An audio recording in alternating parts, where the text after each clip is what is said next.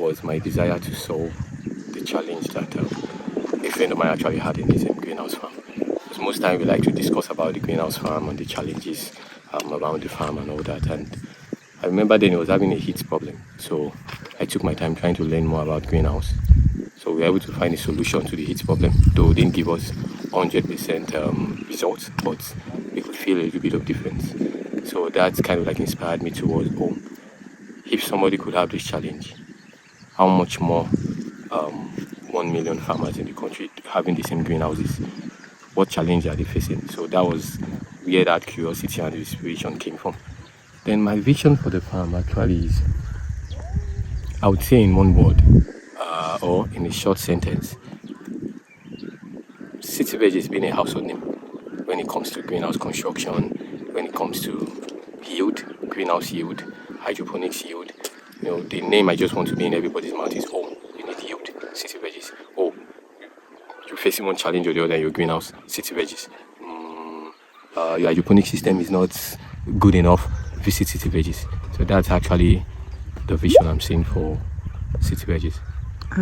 Compared to traditional farming is one, then compared to other greenhouses is another. Now, we didn't just jump into the greenhouse farming for the sake of making money, but that's also part of it. That's the cocoa. But the thing is, we actually started with research. So what makes us a bit different from other greenhouses is we spend more resources in research. Just as you can see, when you look at all our greenhouses, we have different greenhouses with different designs, and each of those designs have different unique features that are tailored towards clients' needs. So our greenhouses are totally different. They are more durable. We spend a lot on materials, quality of the materials and all that. We do a thorough check before we present them to clients. We also, and our growing system, we grow hydroponically. So we try to make sure we grow the best quality vegetables, which we have testimonies for. And then we have a lot of clients which we've delivered greenhouse to, and they will tell you the quality of our yields, and the yield they get from our greenhouses are always higher compared to other greenhouses they have around. So we have all that. So our greenhouse is kind of unique because we put research into it. Then when it comes to compared to the other traditional farming, we are doing protected agriculture. We protect the plants. So we reduce the number of insecticide and fungicide we spray on the plants. We have good quality when it compares to the regular traditional farming. So we grow hydroponically, and that really helps a lot. When we grow hydroponically, we control the water, we control the nutrients, we control almost everything we give to the plants. So that helps us to maximize our yield and get better results. Okay. It's something that I've been around for quite a long time, but it's not so common in the country. But for the past few years, it has been common. It's been something that our mother farm has been talking about, Soilless Farm Lab. They've been pitching it for a very long time. We've been pitching it for years, and it's an hydroponic system. So we go without using soil, but we don't just go in water, though we do that in some vegetables. But when it comes to our major crop like the tomatoes, the bell peppers, the habaneros, the cucumbers, we go using a substrate mixture of cocoa peat and lysol. Then we also run a precision irrigation system that allows us to dose the right amount of nutrients based on our calculation to the plants. We control the EC, we control the pH, and we control the amount of water they take and the amount of runoff. So giving them very good balanced nutrition and help them to grow very well. So that's just the system we actually run here. We run an hydroponic system that suits the tropical environmental conditions. Now, those challenges might not be so common anymore, but when we started then, the technology wasn't so open, it wasn't so readily available, so it was more expensive to get, it was more difficult to get access to. So because there were just only a handful of people that were involved in it, so we couldn't really get somebody to run to and say, hey, I'm having this challenge, how do we solve this, how do we go about this? So it wasn't something that was so readily available.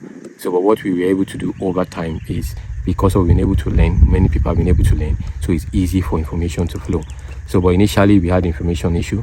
Now one of the challenges we face now is finance.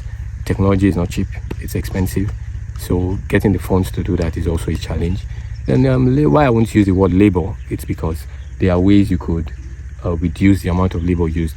Just like what we are trying to introduce in our farm at the moment. We are trying to introduce an irrigation system whereby it's completely hands-off.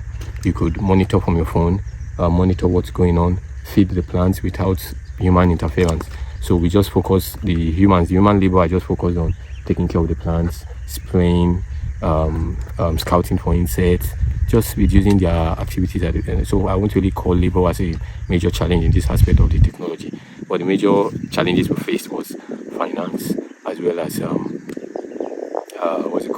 information. And even now, I think information is still a challenge, because we've had so many clients talk to us about, I got this information from here, but it didn't work out. Why I couldn't get this information on time, all of those stuff. So having an information center where people can go and understand what hydroponics is all about in the tropics, not just general in the tropics, especially in this part of the country, then what hydroponics is all about, what greenhouse is all about. Having a center like that will go a long way. But I know very soon something like that will be coming up, and information will be easy to come by. It's something that we cannot compromise, because it's a sure thing. Technology has a big role to play. Now, why I said so is, in our conventional agriculture, we require large expanse of land, and we require so many kind of mechanized farming and equipment and the likes to achieve this. And all of these things require technology. Now we must be able to come up to a point where, no matter how small the parcel of land is, we can maximize it and get the best out of it, and that's technology. So we need to find a way to add technology to our farming in the way that will help us to grow better.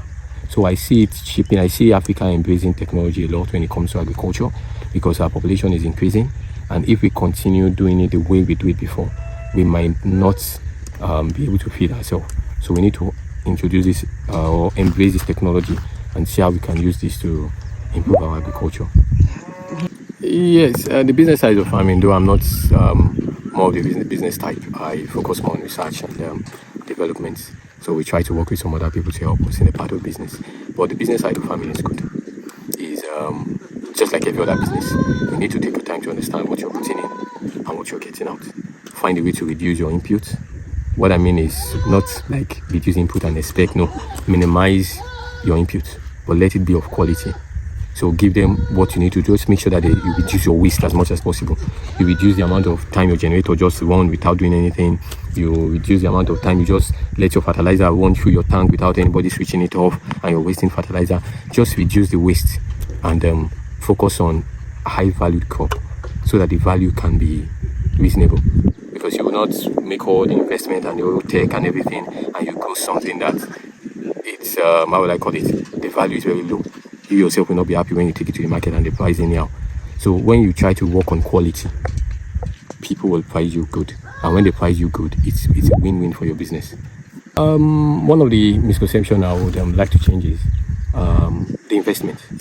Now, why I say this is nothing good or nothing of value is cheap, but we need to now understand that even when you add technology to farm, it's not cheap, but you shouldn't run away from it. So they'll tell you, oh, I can't do hydroponics, it's too expensive, it's for the so-called big boys. No, it's not. Now, I will do an analysis, a simple one for easy reference. Now, we had an issue some time back. In one of our greenhouses, we were doing beef tomato, and we have a customer who was supplying. And in a week, we were doing roughly around 650 to 750,000 in a week from one greenhouse on beef tomatoes. Now, it's just one greenhouse, a 10 by 30 greenhouse. But a friend nearby was complaining that his farm, he had about an acre or 2 acres of land or something like that, and his total harvest was around 2 million.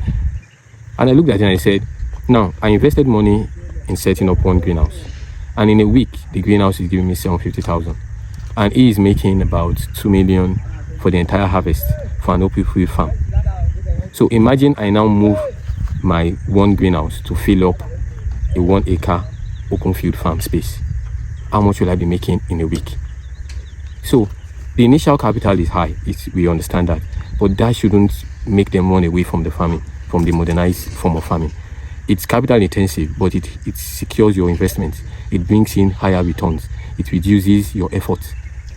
So just imagine a small greenhouse giving you that much, and a large expense of land giving you something that you cannot compare to that. So the misconception is people that does it is big boys or they have too much money. No, it's because they want value for the money, and the produce is totally different. When I take my greenhouse produce, people in the people in the city now get to understand the difference. They will pay more for your greenhouse produce than they will pay for an open field tomatoes. I don't know why, but they know. They know the difference is clear. So the misconception is, it's for the big boys. No, anybody can. It's just you being able to know how to arrange your resources. There are different technologies. There are different ways you can bring in technology into your farm. It doesn't have to be starting with a greenhouse. No, you could start with an irrigation system that helps you to control. You could start with a shade house. So it's a gradual process. There are smaller things you could start with before now advancing. It's not just for large-scale farmers alone, even for small-scale farmers. Now, just I give you an example of just one greenhouse. So one greenhouse is approximately like half plot of land. That is a 10 by 30 greenhouse, approximately half plot of land. So that's a small-scale farmer. So it's not a large-scale farmer. So a large-scale farmer can do more, can introduce more technology, more advanced technology. But a small-scale farmer can just start with a small technology, a small greenhouse. You could decide to grow in the soil, or you do an hydroponic system. And it's small, it's not large, it's not big. You could decide to use other resources, other materials. Instead of using iron, you could use wood, you could use bamboo, to still construct your protected structure. So it's not just for the large-scale farmers, it's something that even the small-scale farmers can embrace and increase their yield. I'm trying to remember the words of my mentor, Mr. Samson Ogule. He would say, in agriculture, you grow, you don't grow, you grow. So they shouldn't see it as a get-quick-rich scheme. Agriculture is not. It could wreck you, and it could as well make you. So learn as much as you can learn. But the best form of learning is standing on the shoulder of somebody that is already there. So while you are practicing, you are also learning. Don't think you know all. We don't know all. We take our time to grow. So learn as much as you can learn, and don't give up. The truth about it is many people tend to give up after the first trial, second trial, third trial, they give up. But don't. Irrespective of all your investment, you didn't get it at first. Whatever is left, still put it in and give it a try. Whatever is left, still put it in and give it a try. But always have one thing at the back of your mind. Everything you do, you want to learn. So if at all it's a negative situation, a negative result, but when you take your time and you sit down and you actually take your time to kind of like think deep, you will discover that you will have learned so many things.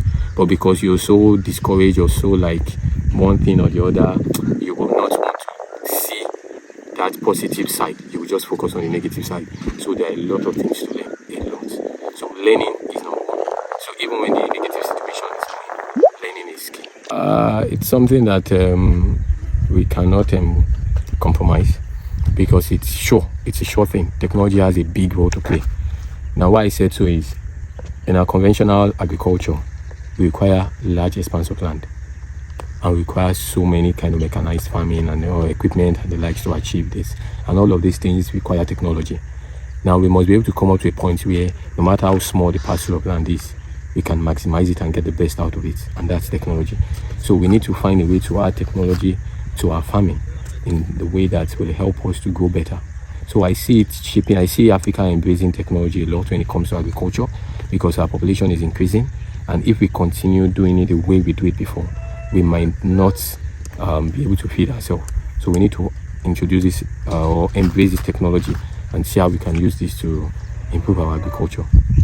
Yeah. We see ourselves partnering with a lot of government agencies and other private institutions to solve a lot of issues that are facing farmers. So seeing the company in the next 5 to 10 years is, just like I've said before, an household name.